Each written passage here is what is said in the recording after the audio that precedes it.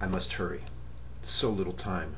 Once I siphon my way through the ion enclosure, I'll be triggering a silent alarm, and they'll begin immediate mobilization. They'll know what I'm trying to accomplish, and they'll stop at nothing until they can stop me.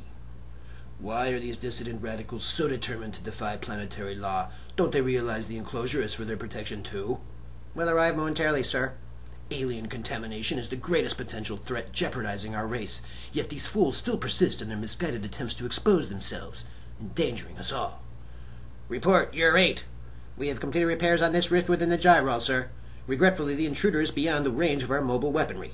If there is even the slightest chance of this misfit succeeding. A scientific impossibility, sir. The enclosure is far too well fortified, and we are monitoring this one's every step. Our camouflage defense system has been activated and programmed for immediate extermination. Nourishment is vital if I'm to resume my run. They won't dare send any guards into the enclosure to track me. Too much of a risk. Yet I know they must be taking some sort of action to intercept me. I have to remain on constant alert. Ow! Struck from behind, but by what? Of course, the rocks. The rocks are disguised projectiles, controlled from the outside and programmed to kill. I have a chance. If I can siphon the rocks before they reach their target, I must not allow myself to fail. Not after coming this far. Someone has to make the first contact. Someone has to let them know the truth. That someone shall be me. True, our preliminary defense system has failed to stop him, but he will begin succumbing to the nephron gas. The faster he runs, the swifter his end will come.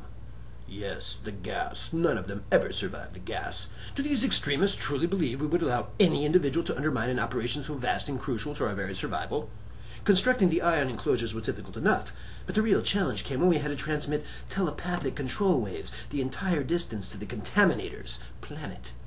It was imperative the aliens be convinced their choices for landing sites are reached by their own free will and deliberation, when in fact they are being manipulated into choosing predestined sites, coinciding with our ion enclosures.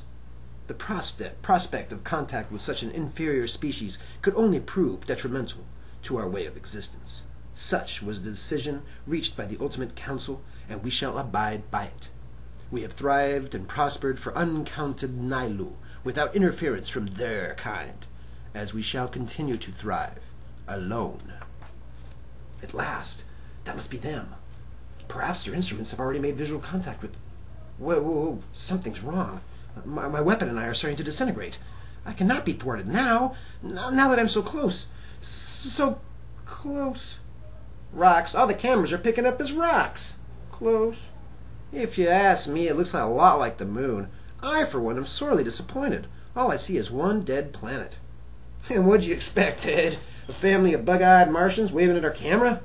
Funny, Mike. Well, Viking 2 lands next week. I only hope there's a more interesting landing site waiting there for us somewhere.